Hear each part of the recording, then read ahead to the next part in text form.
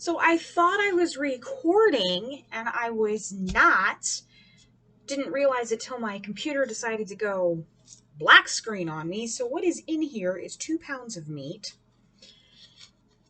I'm really upset because I broke it all up and I thought I was on camera, so I was going to do a montage of that. Well, I'll have to make meatloaf again sometime. There are 2 eggs in here. That's this yellow spot here. It's one rule of thumb is 1 egg per pound, and there is probably a half an onion scattered on top here that I have cut up. What's next is my breadcrumbs. You get to see that part. Oh, I'm so annoyed right now. You guys don't even know. This is what happens a lot of times when I'm trying to film. Is okay, lots of pepper. A lot of times when I'm trying to film myself making dinner, I forget to film half of it. I'm not recording. This really isn't that much pepper, but if I add any more, I'm gonna get yelled at. So, no more. Now, I still need the gloves, dang it. It's like I can take them off. No, I can't. Okay, I'm just gonna carefully, this is pink Himalayan salt. I'm gonna carefully pour that. That's probably more than plenty.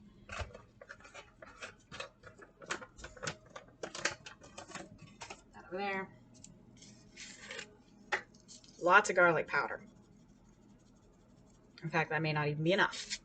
I need more. I like my garlic. I like raw garlic the best in meatloaf, but I didn't happen to have any today. I used it all in another recipe, so this is... Woo! It was more than I meant to add. You know what? It'll still taste good. All right. Move all my spices out of the way. And this is the reason for the gloves. I refuse to handle raw meat with my bare hands. It's a thing. I know. It's a thing. In I go. We're just gonna, this part will become a montage. I'm just gonna mix it until it's all kind of homogenated.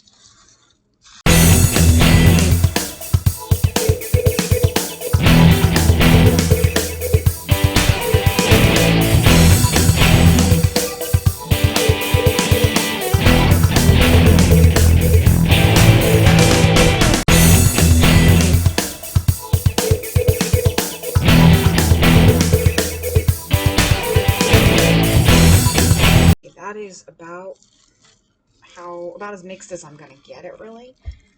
My bowl is determined to stick to the meat and like come up with the meat when I try to pull it up. I have this issue when I make bread too. As you can see, cooking is not my forte. All right, that is rather nicely mixed. Okay, so next up. Ooh, that almost happened. Squeezed about half of that down. I may actually need another pan. No, I think I'll be okay. Just get it really in there. Like I said, it'll shrink a little, so. Get it all in there. And I don't put anything on top. I know a lot of people do. I don't, because when you put something on top, you cause it to caramelize. When you don't put anything on top, you allow it to kind of crust over and get that kind of crunch. I lost an onion. Oh, this whole stovetop's getting bleach on it. Yes, I am also on my stovetop because it is the, weirdly enough, the best surface in my kitchen to film on. All right. Kind of trying to get all of the corners covered here. Patting it down now. Not that that part's necessary. I just do it. All right. Now I can take off the gloves. You guys can't see it, but I have my oven set to 425 degrees. This is going to go in, I'm not touching it. This is going to go in for about probably 45 minutes, but I'm going to check it every 15 minutes with a thermometer. It'll go in really deep and get it up to about 165 degrees. A little bit hotter is actually better. I don't take any chances when I'm dealing with meat. All right, so basically at this point, I'm going to have to do a voiceover. I make dinner right around the time my brother comes home from work, and he tends to be loud when he comes home. So my easy way of handling it is to mute the audio and do a voiceover. So basically, this first time taking it out of the oven was right at 45 minutes, and it was not even close to up to temperature. I mean, it was way below.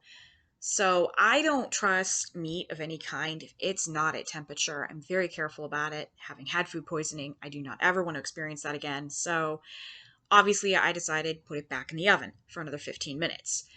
At another 15 minutes, so that's an hour in the oven, it just hit the line. Oh, I guess my resolution is really, my brightness needs to be turned down. It's right it comes up right at the line, and again, it technically would have been okay, but I don't take chances with my meat.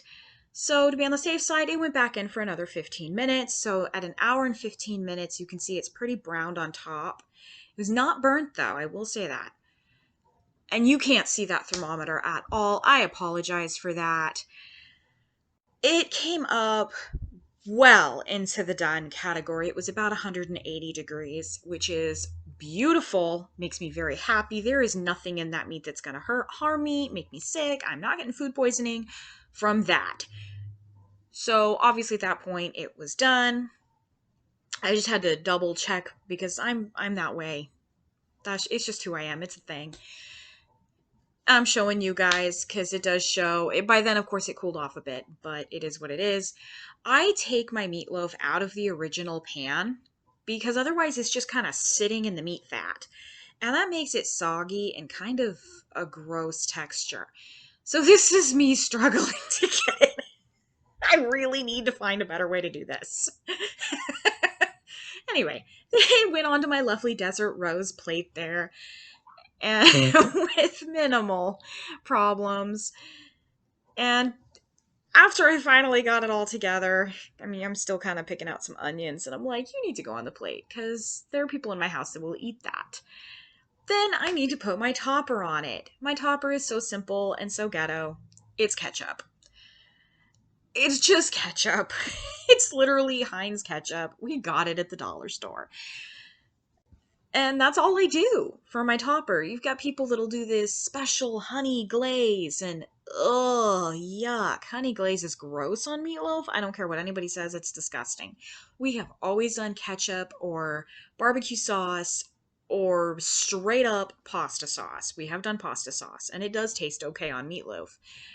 But anything with sugar and honey glaze in it, they would serve meatloaf at college with this honey glaze, and it was disgusting. I'm sorry, that should not be a thing. Whoever invented that has a place in hell, and I am that, whatever level that is, I'm its gatekeeper. So here I'm just making mashed potatoes right out of a bag, nothing fancy. Add your 2 cups of boiling water that I boiled in the microwave because I'm clearly using the stove for other things, and then I just mix it up. And I did speed this up. I do not mix things quite that fast, although I do mix things fairly fast. Don't get me wrong. I'm not that fast. Ah, gotta love editing. Love speeding things up.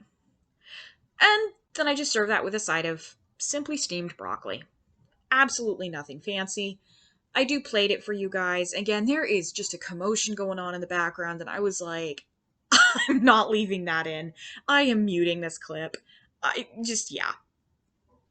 This plate is actually for my mom. If you're wondering why I put the prepared food on real dishes and I'm serving our dinner on paper plates, I don't know. That's just become a thing. I think it was because I had so many dishes at one point and I just don't get to them fast enough before stuff starts going really moldy that I was like, that's it. Paper plates, plasticware, I don't care. That's that. And then my mom likes a lot more ketchup than the average person, so that was that.